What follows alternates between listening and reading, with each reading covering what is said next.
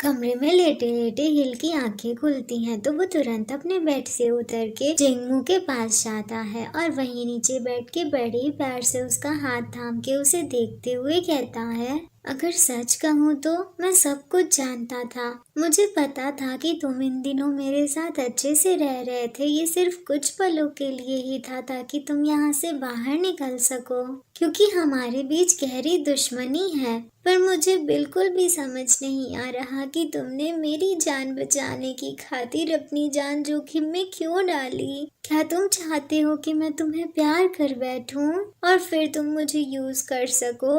पागल मत बनो। अगर मेरा अल्फा ऐसा हो जाएगा तो वो अपना बदला कैसे लेगा? बोलो। ये बोलते हुए हिल अपने अल्फा को किस कर लेता है। थोड़ी देर बाद हम देखते हैं कि ओवन एक एक करके जिंगमू को कुछ इंजेक्शंस लगाता है। अब क्योंकि जिंगमू को कौन सा जहर दिया गया है इसके बारे में ओवन को कुछ भी नहीं पता था, तो वो अलग अलग इंजेक्शंस दे के आजमाने लगता है कि शायद कोई काम कर जाए और कम से कम जिंगमू होश में आ जाए। हिल जिंगमू का हाथ थाम के बेड के पास बैठा हुआ था और यही विश कर रहा था कि जिंगमू तुम्हें उठना ही होगा। यहाँ पे सीन चेंज होता है और हमें एक अजीब सी जगह दिखाई जाती है, शायद कोई सूखा जंगल। वहाँ कई ढेर सारे कंकाल भी थे। उसी बीच जिंगमू एक सूखे हुए पेड़ के नीचे बैठा हुआ था। तभी उस पेड़ की लकड़ियाँ उसके हाथ पैर और सीने को आर पार कर देती हैं और खून निकलने लगता है। जिंगमू दर्द में चीखता है। लकड़ी ने सीधे उसके दिल पे वार किया था। उसके दिल की ताकत से उस लकड़ी में पत्तियां निकलने लगती हैं और पूरा जंगल फिर से हरा भरा हो जाता है।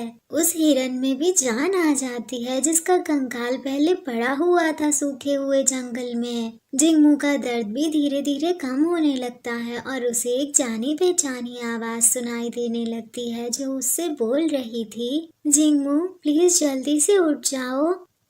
धीरे धीरे जिंगमू की आंखें खुलती हैं तो उसे हिल नजर आता है जो उसका हाथ थाम के बैठा हुआ था और रो रहा था।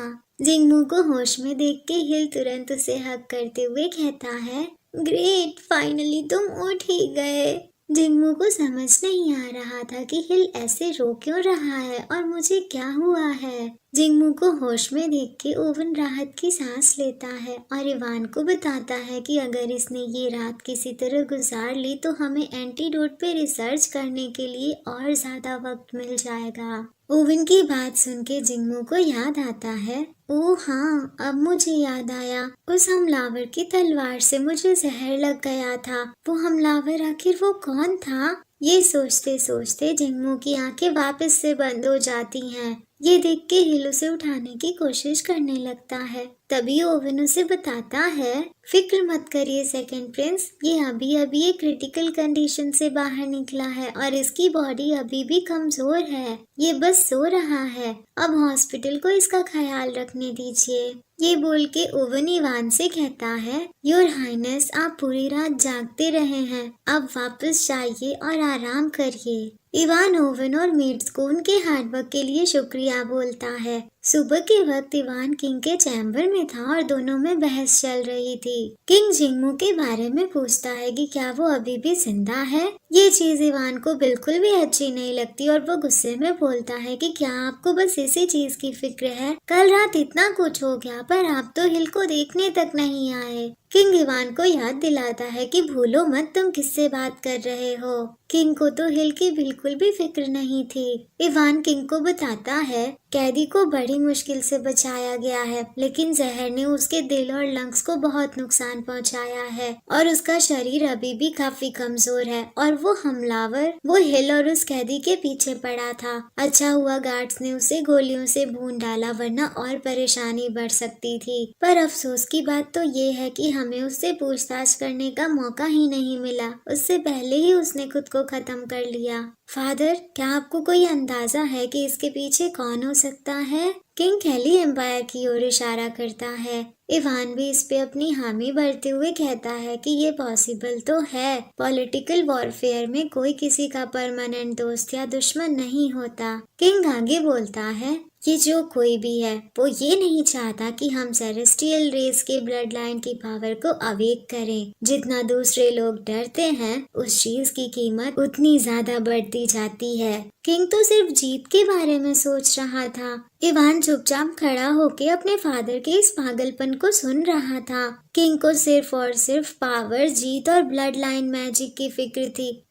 उसके इस लालची नेचर को देख के उसकी और इवान के बीच बहस भी हो जाती है, पर क्योंकि किंग की अथॉरिटी सबसे ऊंची थी तो इसीलिए इवान को चुप होना पड़ता है। किंग हाथ से जाने का इशारा करते हुए इवान से कहता है कि जाके उस हमलावर के बारे में पता लगाओ, जाके अपनी ड्यूटी करो। इवान गुस्से में अपने दांत पीसते हुए ठीक है बोलता है। सुबह हो जाती है। सुबह जिंगमू की आँख खुलती है तो वो देखता है कि हेलो उसके पास में ही सोया हुआ है और उसने एक हाथ में जिंगमू का बाल भी थाम रखा था। जिंगमू देखता है कि हिल की बंद आंखें आंसुओं से भरी हुई थीं और वो नींद में भी जिंगमू का ही नाम पुकार रहा था। हिल को इस हालत में देख के जिंगमू को समझ नहीं आता कि वो कैसे रिएक्ट करे। उसे हिल की फिक्र सता रही थी। हिल की ऐसी हालत उससे देखी नहीं जाती और वो तुरंत उसकी ओर मुड़ के बड़े प्यार से उसे अपनी बाहों में थाम लेता है। फिर वो अपने बैंडेज लगे हाथ से धीरे धीरे उसकी पीठ सहला के उसे कंफर्ट करने लगता है।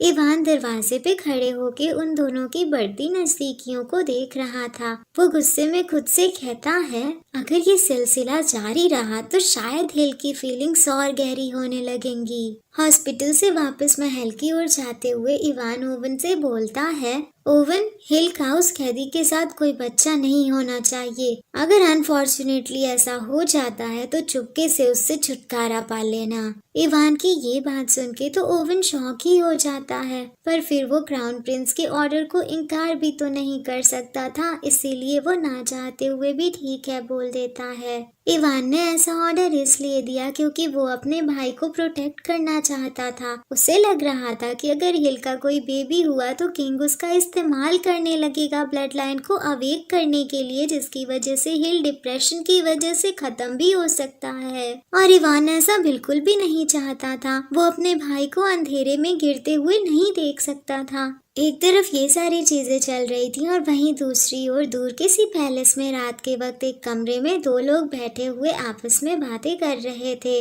वो दोनों वाइन के बारे में बातें कर रहे थे। उसमें से एक पर्सन का वाइन का बिजनेस था और वो इस बार के वाइन प्रोडक्शन की तारीफें कर रहा था कि ये अच्छे दाम में बिकेगी। इस पे सामने वाला पर्सन उससे कहता है कि तुम्हें हर दिन वाइनरी में वक्त बर्बाद नहीं करना चाहिए, हमें अपने मेन बिजनेस पे फोकस करना चाहिए, है ना। इस पे वो पहले वाला पर्सन उसे टीज करते हुए बोलता है, जल्दबाजी मत करो लिटिल फ्लफ बॉल, मेरा बिजनेस भी इम्पोर्टेंट है। आफ्टर ऑल इस्लान्या मुझसे सिर्फ पैसों के मामले में ही गरीब है। ये सुन के वो दूसरा पर्सन बिल्कुल भी खुश नहीं लग रहा था। तभी वो पहला पर्सन और ड्रिंक गिराते हुए बोलता है, ठीक है, अब वक्त आ गया है कि थोड़ी सी वाइन हिज रॉयल हाइनेस के साथ चखने के लिए ले जाई जाए और हमारे लिटिल प्रिंस से मिलने का वक्त भी आ गया है। अब तो स्टोरी अपने न्यू फेज में एंटर करने वाली है गाइस, जहां आपका इंट्रोडक्शन नए नए कैरेक्टर से होगा। वैसे इस पार्ट का बेस्ट मोमेंट क्या लगा आपको? मुझे तो तब लगा जब जिंगमू ने हिल को हग किया। कितने प्यारे लग रहे थे दोनों साथ में सोते हुए। वैसे गाइस, क्या आपने एक चीज नोटिस की? इस सेकंड पर्सन की चेयर के पास में ये स्टिक रखी हुई है। ये स्टिक तो तब यूज होती है ना जब आपके पैर में प्रॉब्लम हो और आप बिना सपोर्ट के चल ना सको, तो इसका मतलब ये है कि इस पर्सन के पैर में कोई प्रॉब्लम है। अब ग्लास में वाइन पोर करता हुआ पर्सन कौन है और ये किस लिटिल प्रिंस की बात कर रहा है, इसका राज अगले चैप्टर में खुलेगा।